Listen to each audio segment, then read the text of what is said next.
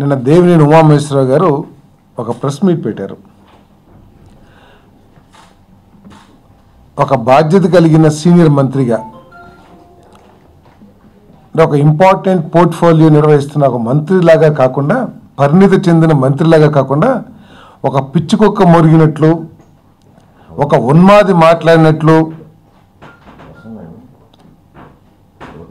ఆ press meet ఉన్నది తప్పితే బాధ్యతాయుతంగా లేదన్నది అందరికీ అర్థమైపోతా ఉంది. అసలు ఈ పోలవరం ప్రాజెక్టు వీళ్ళు నిర్మాణం చేయగలరా, చేయాలనే ఆలోచన ఉందా, లేకపోతే తన చేతకానితనాన్ని, తన దద్దమ్మతనాన్ని కప్పుపుచ్చుకుంటానికి ఈ విధంగా ఎదుటోళ్ళ మీద బుర్ర చల్లటానికి ప్రయత్నం చేస్తుందా తెలుగుదేశం ప్రభుత్వం అని చెప్పేసి అనుమానం వస్తూ ఉంది. నువ్వేదో అసలు ఈ రాష్ట్రాన్ని సస్యశ్యామలం చేసినట్టు మాట్లాడుతున్నావు. నీది నాది ఒకే జిల్లా. నువ్వు ఇంతకుముందు పిట్టలు దొరకం వెళ్ళే జిల్లా అంతా ఎట్లా తిరిగాడో నాకు తెలుసు. నువ్వు మంత్రి అయిన తర్వాత కనీసం కృష్ణా జిల్లాలో పూర్తి స్థాయి నీటిని అందించగలిగావా?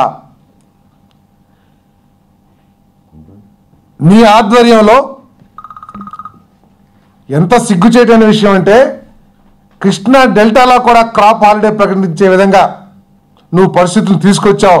నీ అంత చేతకాని దద్దమ్మ ఇంకెవరూ కూడా ఇప్పటి వరకు ఈ రాష్ట్రంలో మంత్రి కూడా అయ్యి ఉన్నాడని చెప్పేసి నేను భావిస్తా ఉన్నా. నేను ఒక ప్రధాన శాఖ, రాష్ట్ర భవిష్యత్తుకు సంబంధించిన శాఖ ఇటువంటి చేతకాని దద్దమ్మకి ఏ విధంగా ఇచ్చారో మాకు అర్థం కావట్లేదు. ఆ పీతల సుజాత గారు మాత్రం పాపం దళితుకు సంబంధించిన మంత్రి కదా, మాట్లాడలేదు అని చెప్పేసి ఆమెను మాత్రం తీసేశారు.